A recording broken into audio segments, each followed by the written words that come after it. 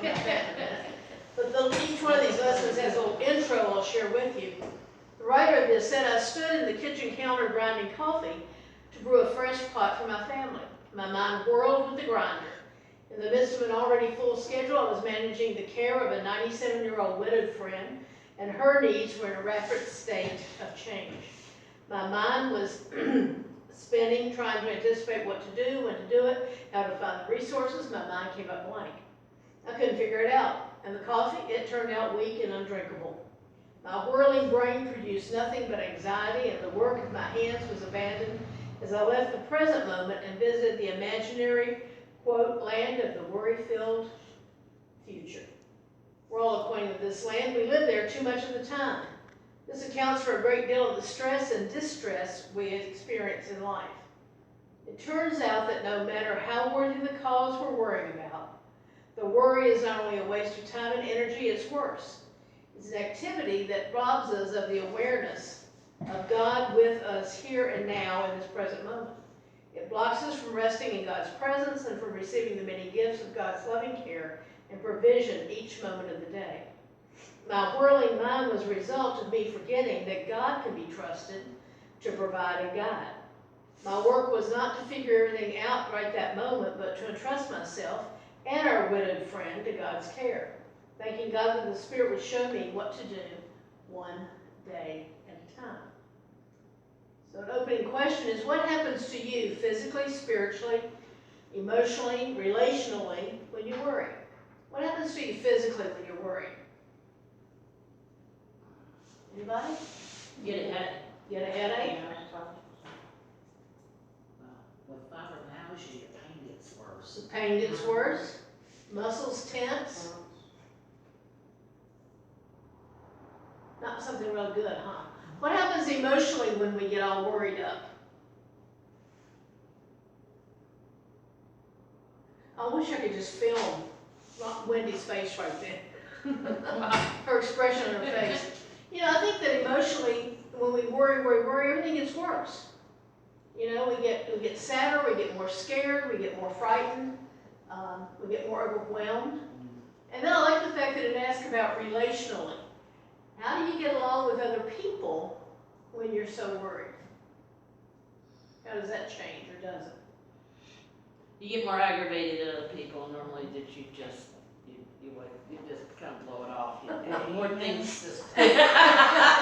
More things get to aggravate you more. Or you get more easily aggravated? Yeah. I don't like people asking me any questions. If I'm, you know, a little bit upset, worried, anxiety, just go off and leave me. Leave me alone. Leave me alone. So we push people away sometimes at that. We get a little angrier quickly.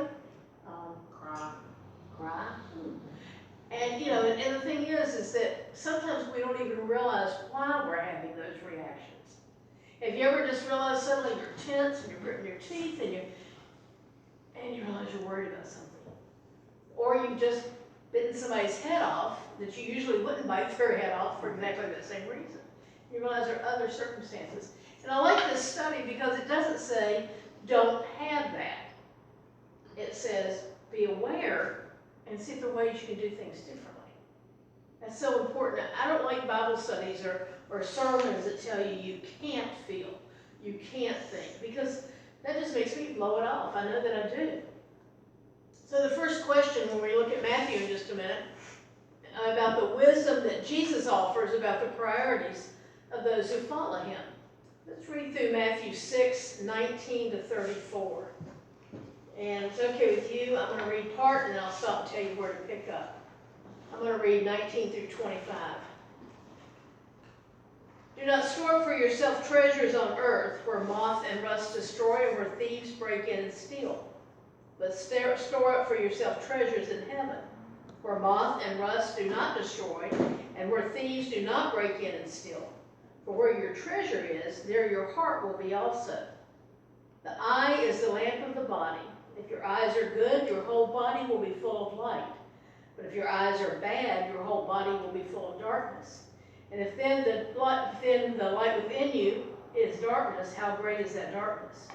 No one can serve two masters. Either that one will hate the one and love the other, or they will be devoted to the one and despise the other. You cannot serve both God and money. So we like to read 25 through 29. Oh. Therefore I tell you, do not worry about your life, what you will eat or what you will drink, or about your body, what you will wear. Is not life more than food, and the body more than clothing? Look at the birds of the air. They neither sow nor reap nor gather into barns, and yet your heavenly Father feeds them. Are you not of more value than they? And can any of you, by worrying, add a single hour to your span of life? And why do you worry about clothing? Consider the lilies of the field, how they grow, they neither toil nor spin. Yet I tell you, even Solomon in all his glory was not clothed like one of these. One more. But if God so clothes the grass of the field, which is alive today, and tomorrow is thrown into the oven, will he not much more clothe you, you of little faith? So do not worry, saying, what shall we eat, what shall we drink, what shall we wear? For the pagans run after all these things, but your heavenly parent knows that you need them. But seek first the dominion and his righteousness, and all these things will be given to you as well. Therefore, do not worry about tomorrow, for tomorrow will worry about itself. Each day has enough troubles of its own. I dare say all of us have heard some part of this at some time. And sometimes when we've heard this, our reaction has been, yeah, right. Yeah, right. So what wisdom does Jesus offer about priorities of those who follow him?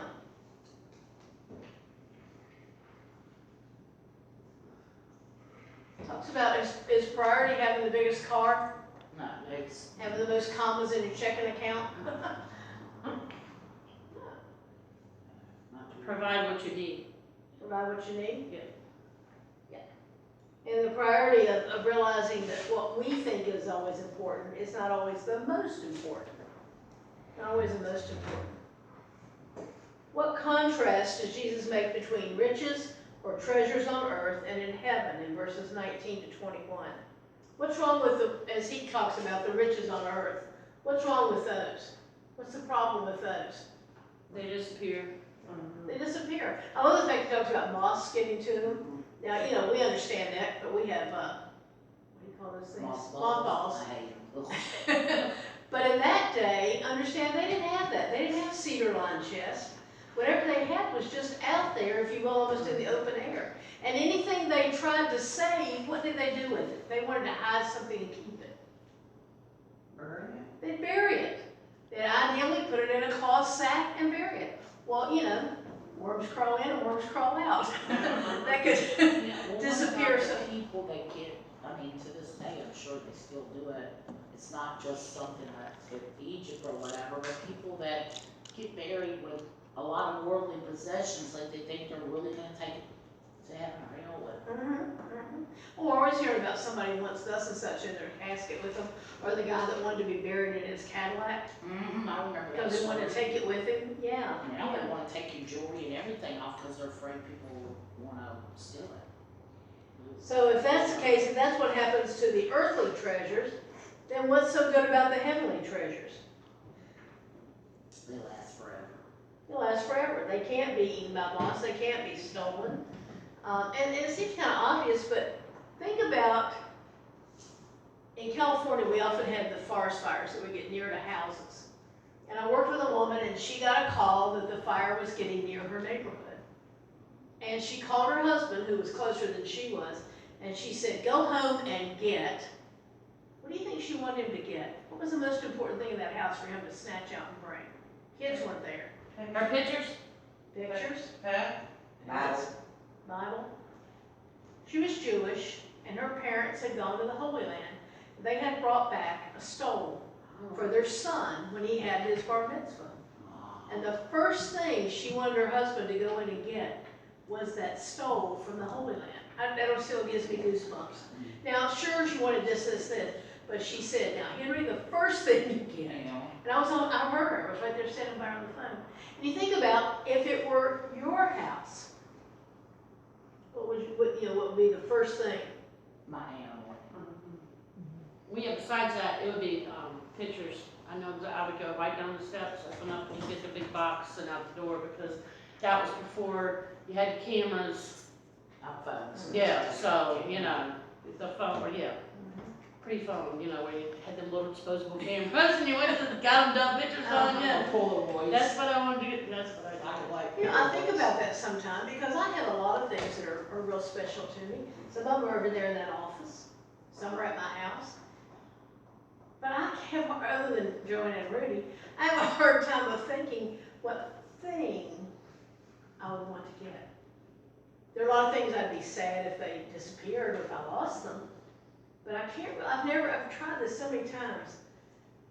Think, what would be the thing I would want?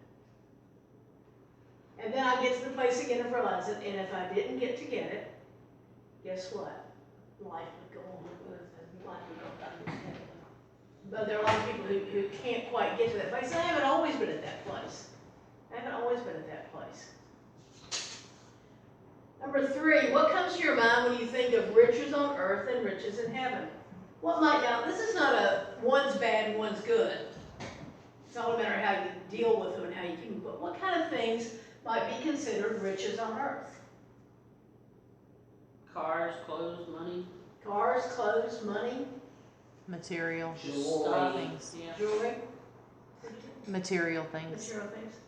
There was another California story, this lady in a nursing home that I worked with.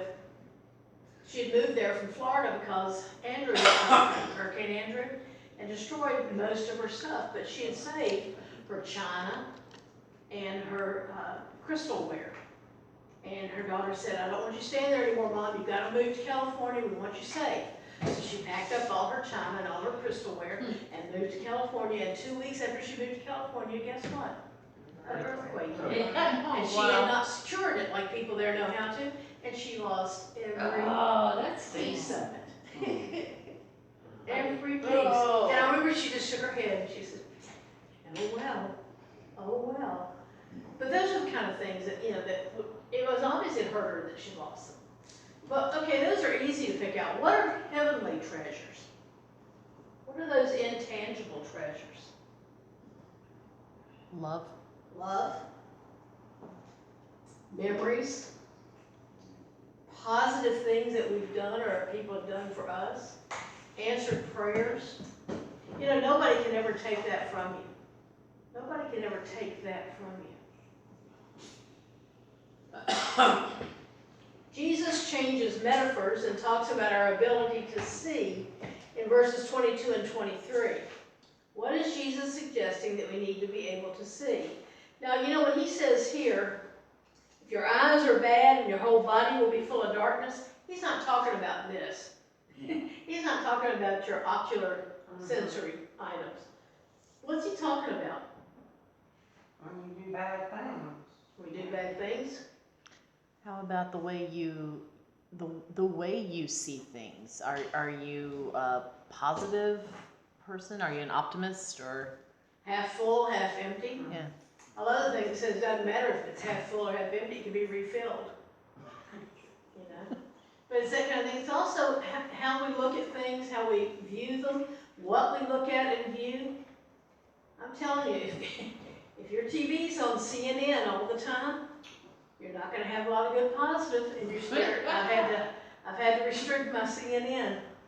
I do check every now and then because goodness knows what's happened next, okay? But also, just the kind of things that you read or music you listen to. Again, not a judgmental, but if it doesn't bring some positive into you, is it worth your time? Is it worth your effort? Does it help you see things and people better? Now, we're always going to see things that upset us. You can go in a day with just the best positive attitude possible, and somebody's going to cut you off in traffic. Or you're going to see somebody toss a handful of trash out the window. Oh. I think I'd run them off the road. I have posted about that too. Somebody's going to be riding your bumper. You're going to be talking to somebody and they're going to bring up a really bad thing from your past or from the past you know about. And you didn't ask for any of those things. But it's all a matter of whether we keep it in and rehash it and go over and over and over it and let it block our vision, block the light that wants to come into our life or not. I mean, I almost sound like a self-help guru sometimes, but I'm becoming more and more convinced that we choose what to hang on to. We can't always choose what we hear, what we see, but we can choose what to hang on to. I think Jesus is talking about this some in here. And it's interesting, he says, if the light within you is darkness, how great that darkness. And the Message says, verses say, your eyes are windows into your body. If you open your eyes wide in wonder and belief, your body fills up with light. Your faith. If you live squinty-eyed in greed and distrust, your body is a dank cellar. If you pull the blinds on your windows, what a dark life you'll have. Many of us know people who've done that.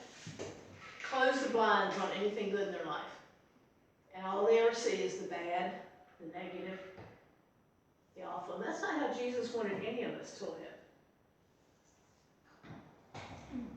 Once again, Jesus changes metaphors. Now, what do you think in this little short bunch of verses?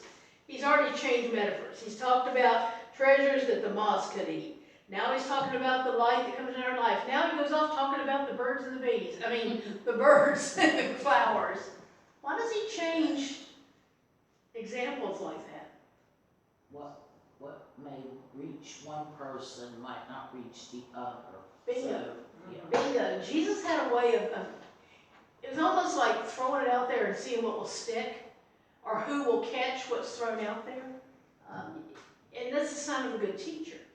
A good teacher doesn't just present it one way. When I taught math, I could show you how to do something one way, maybe explain it another way, maybe the third way. If you didn't get after that, you had to go find somebody else.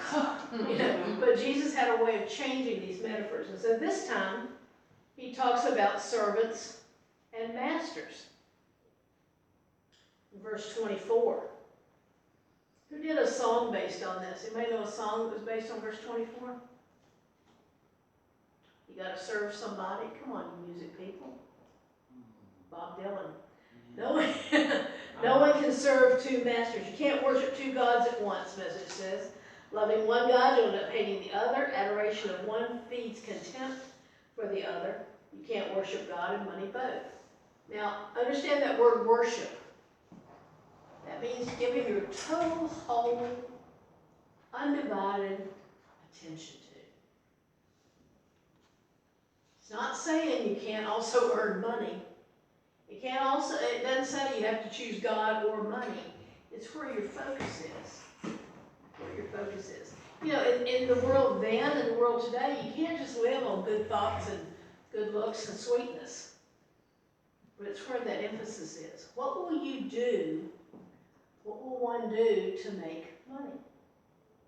Have any of you ever had the challenge of whether to be honest about money or not honest? Mm-hmm. Ever had I'm always careful when people give me back change at a store or a restaurant. Not that I want to make sure they're not cheating me. I don't want them to give me too much and me not say it and somebody say, aren't you a preacher? Mm-hmm. I've heard that happening. And I just make sure that I would rather be to my detriment than to theirs. And that's a very small way, but I know other people that will compromise big ways if it means a little extra money. We found a substantial amount of money in a house we cleaned. He had us clean the bedroom. Yeah. Real good. Cause his wife's kind of a whore, okay? So go ahead now. Okay, so we were cleaning, okay? I was down on my knees in one corner, cleaning and going through stuff, and Keith was raking stuff out from under the bed. He brings this pouch to me. About like so and so. He goes, open it up, Mom. I'll open it up. $100 bills. Turned out to be $11,000. Yeah. Then I take it to the husband. He said she's been looking for it. I said, okay. So I go back to work. He comes a few minutes later. He's got $80 and $20 bills. Well, I just laid them up on the dresser. I said, I ain't getting up again, Keith. I go back to work. A few minutes later, here he comes again. $700 in a bank statement. $12,000 and some dollars. She had Alzheimer's? Huh? Does she have Did they Alzheimer's? give you a nice finder's fee? She Yeah, don't Did have he it? even give you He 50 gave bucks? us $100. Well, But that's you know, nice. and what's sad is, if I had $1,100, I would doggone well know where it is. 11,000. 11,000. I sure would know where $11,000 is. I $11,000. know where about $11 is. Are you kidding me? 11 cents. I sure know But you where. know, again, see, that says that I money, shoot. for whatever reason, wasn't that important to that person. Maybe that was just a drop in the bucket for She's them. She's, I don't know how to describe her. She And what's puts this- stuff places, Yeah, and then she can't remember where she puts it. and that does happen with Alzheimer's people, you know, they'll. Oh, yeah, forget where they my, put something. I work with that population, obviously, but, my grandma, she was like that, and she stopped trusting, you know, banks, you know, they, or whatever, and she had it hidden everywhere. So when she died, we finding it Yeah. all over the place. Well, you know, and again, back to what Jesus is talking about here, he said you can't be totally committed to money and be totally committed to God. It just, you know, that just. Well, you know, doesn't work. now, I've been kind of stewing on saying this, but you know, it's not been by just one person.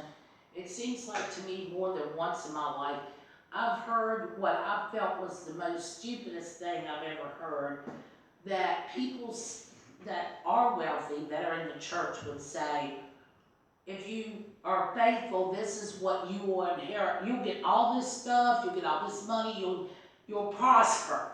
But if you're not so faithful, you're gonna stay poor. And I just thought, wow, that's just not the way it works. It's called the prosperity gospel, Yeah. and it's been very abusive to people because it doesn't understand the, I don't wanna say percentages.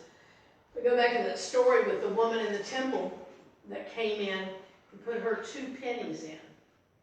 We've always heard of 2 pennies. It was 2 coins that were the size of the top of a 10-penny nail. You know what I'm talking about? Mm-hmm. And Jesus praised her because that was all she had, as opposed to somebody who tossed a few ones in, you know. And you just cannot base that on scripture, that thing of if you give. I do believe it comes back to you, but it doesn't always come back to you in green. If I'm faithful to God, it comes back to me in the peace of mind knowing I've been faithful to God.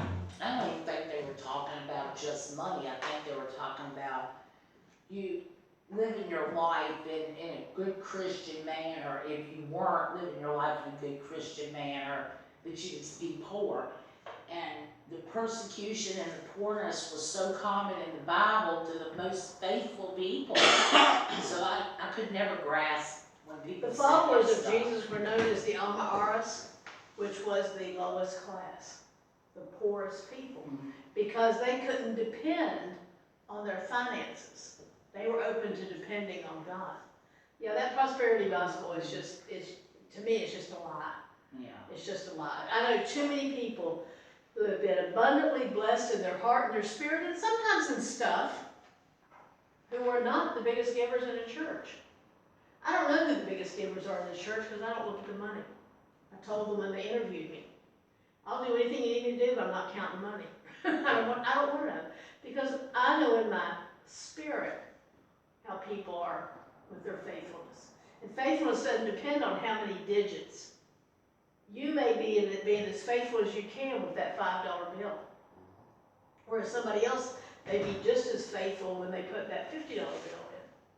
So it's not the denomination, it's the faithfulness that goes with it. I don't think you should ever expect anything in return. You know, so why are you looking for riches? And But there are people that teach that. My People boss, that one teach time that. my boss said real quick for him, then I know it's Okay. She said, I give tithes. What happened at the beauty shop? One of the hot water heaters broke down. And I know she thought that she was making a joke about it, but I know she was serious when she said, how can this happen to me? I pay my tithes to church every Sunday. Now I've got to pay this for this expensive water heater and a plumber. And I thought, wow. She was a hypocrite Christian. I'm sorry. She was a Baptist, sorry. Well, but you understand how Now that means we have to earn our salvation. We have to earn God's blessings. And it just doesn't work that way. It just doesn't work that way. There's all kinds of good stuff to talk about this lesson. What are the subtle and not so subtle attractions of pursuing earthly riches, of keeping our spiritual eyes closed and serving money? We've kind of been talking about that. We're taught that if you're successful and if you work hard, then you're going to have lots of money. And that just isn't true. Just isn't true.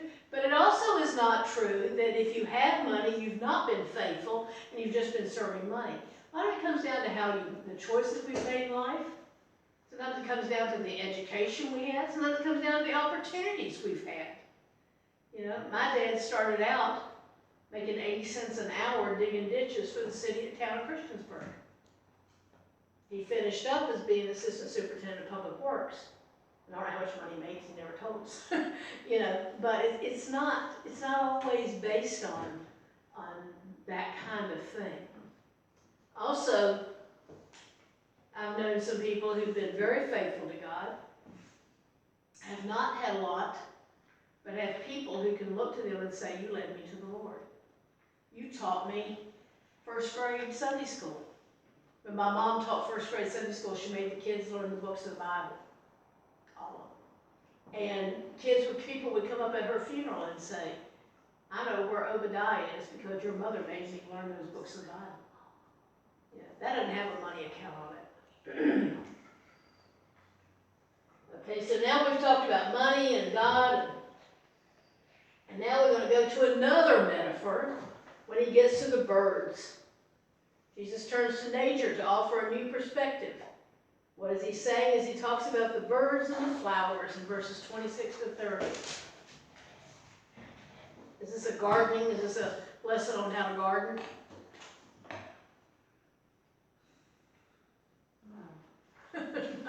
I think it talks to us about how God knows what we need and takes care of us. You know, it wouldn't do any good to take these little birds and start handing them pieces of steak. Not only could they not even carry them, they couldn't digest them. But God knows what they need and God provides for them. And I love the fact that it says God cares for the grass, the flowers that's here today and burned up tomorrow. You know, all of us, if you will, excuse me, are just a spit in the wind. When you consider the whole of eternity, from creation to now, our longest lives are just gone that quickly. But he does talk about the beauty of those birds and the beauty of those flowers. What's he talking about when he says even Solomon wasn't dressed that well? You know what he's talking about there? Wasn't as pretty as the birds and the flowers is what I got from it. Who's Solomon? King. It was a king. It was king. It was David's son who had built the big temple. Now see, when he's talking to these Jewish people, Solomon was the superhero. He would have had his own action figure. He would have had his own designer clothes. You'd have had a T-shirt with Solomon on it. You know what I'm saying? I would have had it because I have a T-shirt. He was the epitome. He was the epitome of finery. And he said, tell me that flower is not arrayed more pretty, more beautiful than Solomon. It's interesting, again, the message, if you decide for God, living a life of God worship, it follows that you don't fuss about what's on the table at meal times or whether the clothes in your closet are in fashion. There's far more to your life than food you put in your stomach and more to your outer appearance than the clothes you hang on your body. Look at the birds, free and unfettered, not tied down to a job description, careless in the care of God. Don't you love that phrase? Careless in the care of God. And you count far more than them. Does this say we ought to eat pitiful meals and always wear out-of-fashion, old, dowdy, dirty clothes? No, it just shouldn't be your top priority. Right.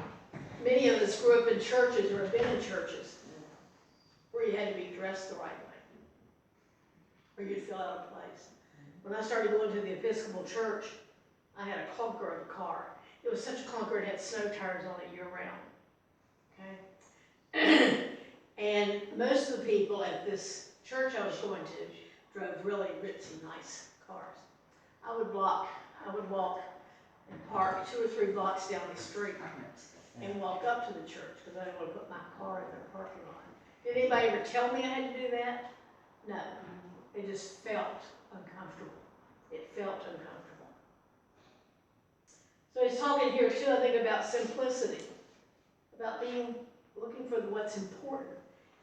You know, I love this building. I loved it from the minute we walked in it. But the building's not the church. I loved we walked into 110 Kirk. I really loved it we moved up the street, you know. But the building's not the church. It's the people and the ministry and what goes on. How did Jesus' comments in verses 25 to 34 relate to what Jesus said in verses 19 to 24?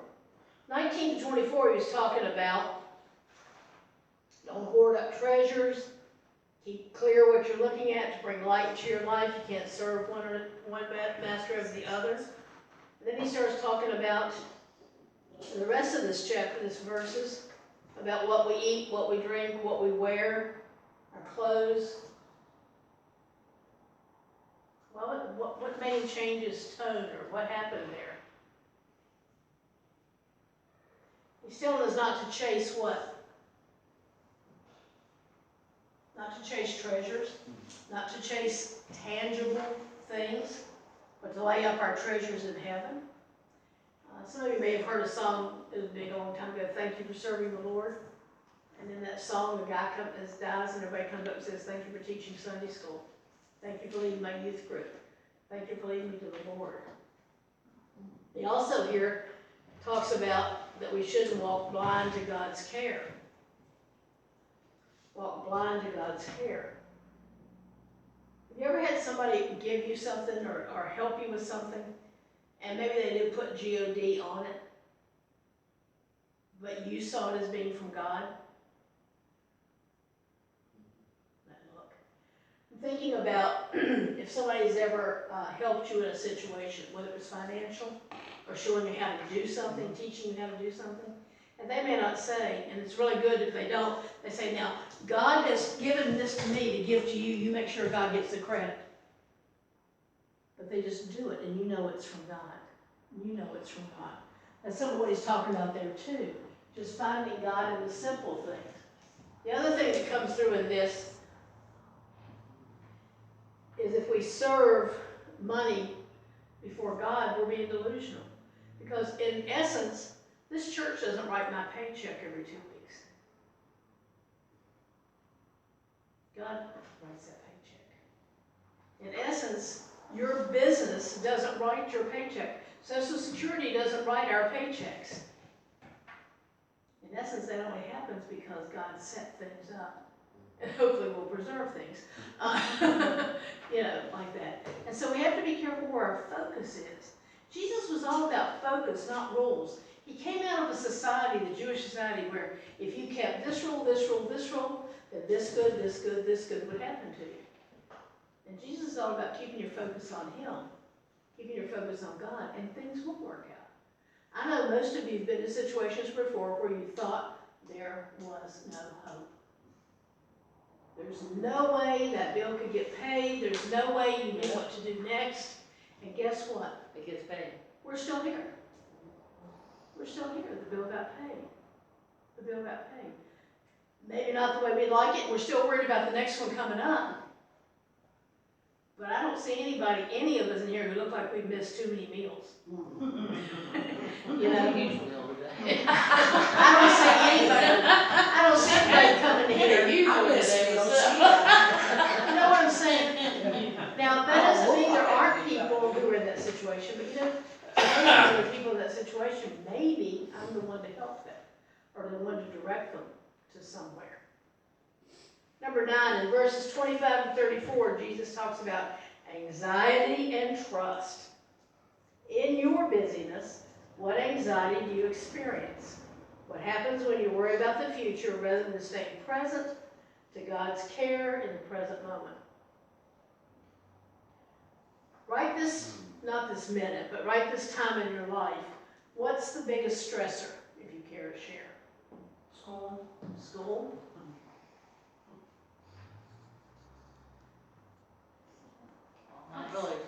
Mine's a struggle between business and health. Business and health? Yeah, I mean, it's like they're almost getting neck and neck with stuff, and I know everything does come through, but I'm worried every day because now I don't have any coworker, I mean, I don't have another person doing here and there, so I'm responsible for all the bills, the rent, the licensing, the taxes, you know, everything is the toilet paper, all of it, so, you know, it's been a little. And those are legitimate stressors. Yeah, They don't hear to be. and it comes through most times, but September's been was like the worst month for a lot, because I had a lot of people, like, some people were out 4 weeks because they were in rehab, or, I mean, like, old people, not mean like drug rehab, but you know what I'm saying, like,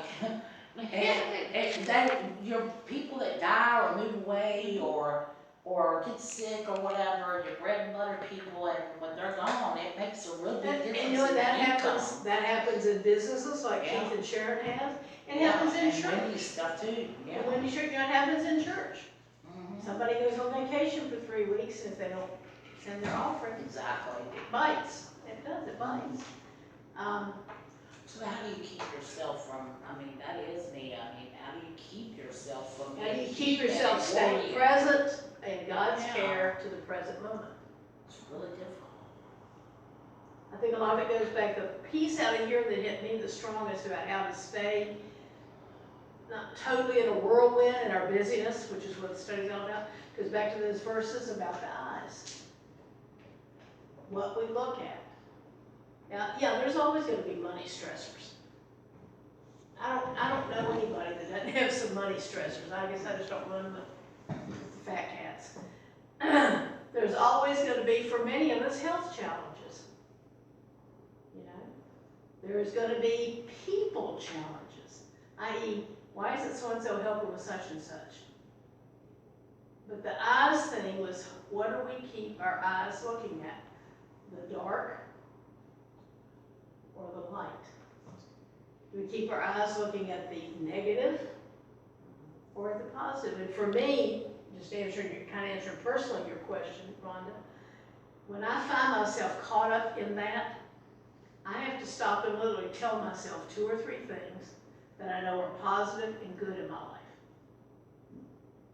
Positive and good.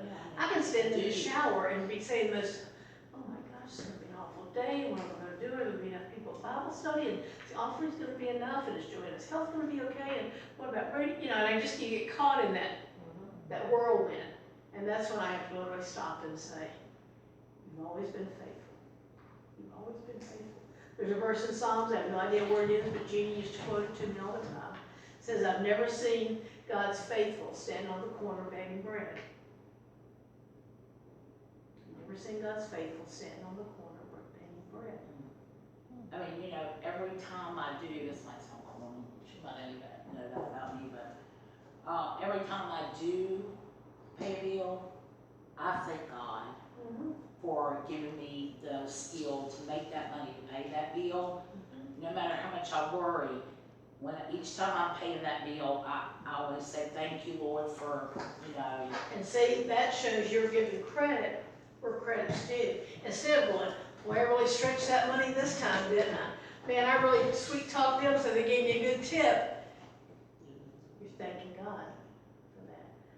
And that should be our practice. Not just when we pay our bills, but when something good happens, instead of thinking, well, didn't I handle that well? Simply say, thank you, God. I do that all the time. Thank you, John. Yeah. Thank you, God. So that kind of goes back to number 10, how do Jesus' words speak to your anxieties? They tell me that I'm going to have the anxieties. I'm going to have those challenges. But it also tells me I know who's really in charge. I know who's really in charge. And for me personally, when I get stressed about money and situations, the more I can turn it over to God and do what I need to do. Which for me may mean don't go out and buy that $25 whatever when a 5 would have done as well. Don't go to Catherine's and $5,000 You know, don't go on Amazon and click on things you don't really need, especially if you're a Prime member and you get free shipping. But it may mean finding what else will work. Doesn't mean living on the poor side all the time. You know, I used to get upset and I wouldn't buy a big gulp because I remember when they were 69 cents. Yeah. I thought, no one would pay $1.29 for a big gulp. And one day I thought, you know, I've got $1.29 in my pocket. I don't have to. There's certain things I'm not going to buy off brands for, soda being one of them. But I can handle this. I don't have to go buy a $20 bottle of wine. I can have a daggone $1.29, $1.39 big gulp. So it's a matter of finding that focus and that balance. What might it be like to live one day at a time with our eyes open to what matters most while trusting the promise of God's love and care? Be an amazing experience. Notice it didn't say every day for 30 days. It's challenging us to try to do that for just one day. Just one day. This particular lesson had a little prayer at the end of it. May I live one precious day at a time with my eyes open to what matters most and my heart, I don't know what the other is supposed to be, my heart and my heart open to your presence with me. One day at a time. Now, that's hard to do one day at a time because sometimes we need to save. But I think what it's talking about is focusing on what I need to do today. When I get stressed and overwhelmed about what all has to be done, I don't do anything but sit and play on my iPad. I'll do that.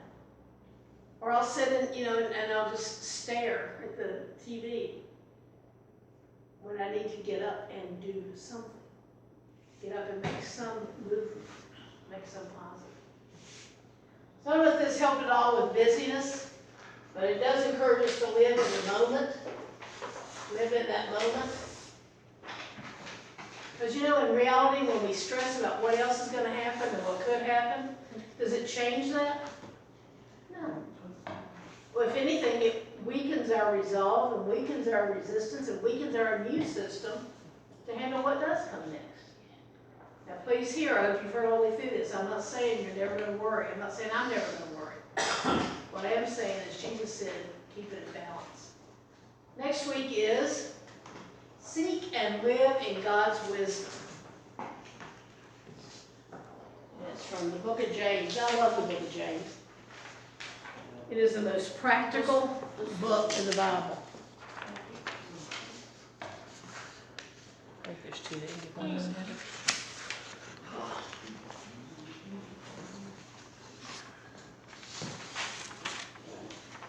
Any last minute prayer requests or praises?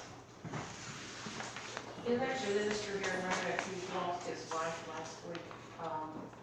Reverend Riddle, he was the minister of Collins Road Church of the Nazarene. Mm-hmm. So we keep him in our prayers. Yes.